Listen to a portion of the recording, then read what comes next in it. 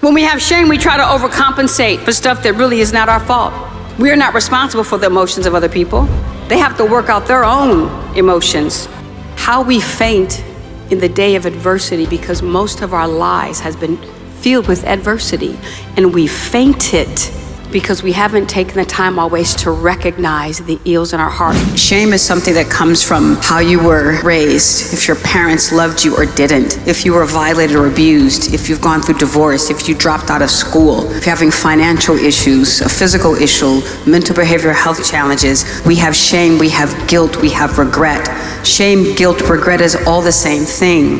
I had to tell my story because there is nothing more powerful than a told story. There's a huge issue in the world today around loneliness and someone's ability or inability to connect in a real way. In working with victims of trauma, whether it was trafficking or sexual violence or child abuse, we always saw these generational challenges with all of the families, with the victims, with those around them, with the community, with those understanding. And so when it comes to gaming, 55 million gamers that are male really identify and connect within the gaming space because they feel lonely. Because the things we are suffering and struggling that we're seeing in the world today that are hard to digest, and sometimes we feel powerless to do something about it. And you know the things I'm talking about, where there's education in schools, where there's different types of crimes. We are suffering, even watching television, things that we're seeing. When I said my struggles in life didn't begin with me, they began with my mother. She was not able to see my pain or be able to recognize that I was violated because she never healed from her own pain.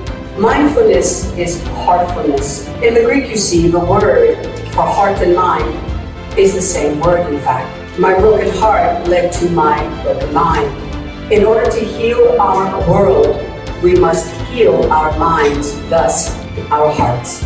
The issue of exploitation, human trafficking, is not new, nor is it only in Africa or Nepal or China, but in Europe and the USA, which is why we are doing this extraordinary work.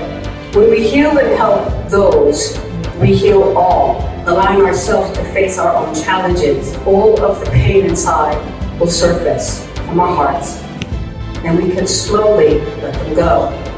When we do this, we are creating a better world, in fact, because now we can understand the past and our pain, and then able to see it in others at a higher level in order to create all of these extraordinary innovations. To that, we can prevent mental illness and heal our world. Thank you so much. Because freedom is an inside job, and we all must do our part.